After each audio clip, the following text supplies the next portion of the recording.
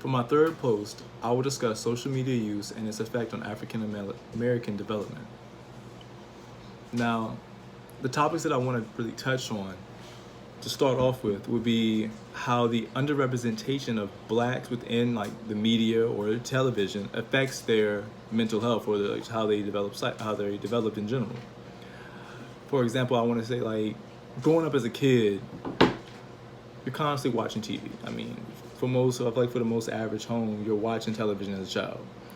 And if you're a kid, you're probably watching Disney Channel. And think about Disney, especially like growing up, there weren't many black actors on a Disney Channel show.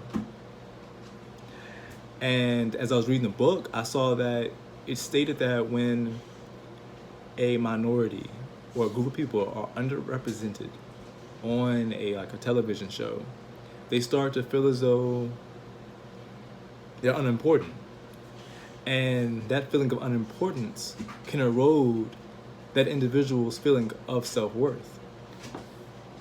And when I really thought about it, I was like, well, I kind of agree with that. I mean, I know growing up as a kid, I used to always wonder, why don't I see individuals that look like me on TV?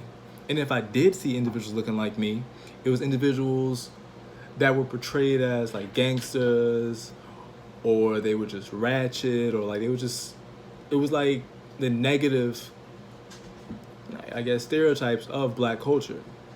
Now, of course, you had like the Cosby Show, but that's not really like my childhood. That's more of like my parents' childhood. So I can't really say I grew up on that. But as for like me growing up as a 1995 baby in the 90s and stuff of that nature, I really did not see a lot of like just positive black role models on the television, or a influx of black actors on TV. And that left me feeling like, wow, I guess we really aren't much, or we're not that important because we're not on television. Another thing about social media use is that, especially for a developing child, like when a child is constantly exposed to, let's say, like Kim Kardashian and other iconic figures as such, like on their Instagram or Twitter or Tumblr, they start to develop those, I guess, gender roles and how individuals within their race are supposed to look. And I do believe in like my last post, I was talking about how if a black person wants to look up beautiful people, they have to specify that they're trying to look up black beautiful people instead of trying to look up just beautiful people overall. And I feel as though that is an issue. We shouldn't have to categorize our beauty. Beauty should just be all around. So I feel like these children are growing up believing that their beauty is different from somebody else's beauty. And that as they're starting to like get these gender roles on like what it means to be a black woman, what it means to be a black man, they're getting it from social media. Why? Because social media is something that they have readily at their hands 24/7. Like kids nowadays have constant access to social media, be it via phones, be it their laptops or tablets. All they have to do is click a couple buttons and literally search anything that they want to search. And especially when you're looking at like social media trends, like there's a lot of things going on currently. I think there's like something called like a Safari challenge, where individuals are posting, like male individuals are posting their genitalia for the whole world to see. And if you're a young black man growing up and you see this posted online, you're gonna think this is okay.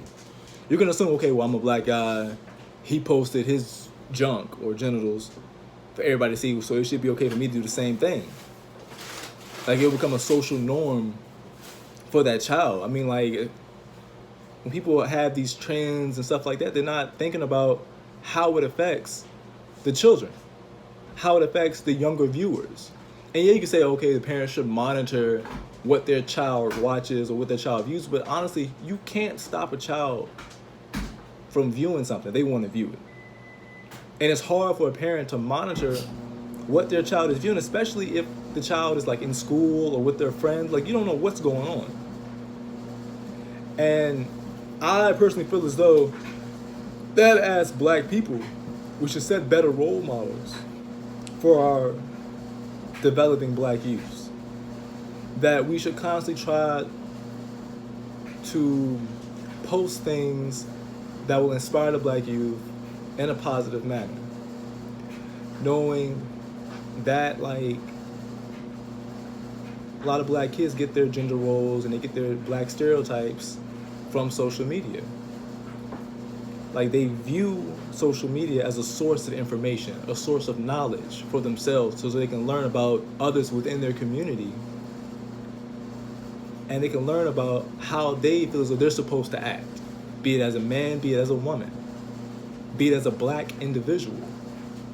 Social media is used as a learning tool now. And with it being a learning tool, we have to be able to acknowledge the fact, as adult individuals, that what we post affects our youth. That what we post can guide our youth in specific directions. And some directions may be good, others may be bad. But we as a people have to make sure that we are pushing them towards the right direction. And like, that's my main point I honestly wanted to touch on as I read through the chapters. What really reached out to me were how it affects your self-esteem, how it affects how it affects like your gender roles, and how it affects the stereotypes of being a black person. So that's it for my third blog post. Hope you all have a great and blessed day.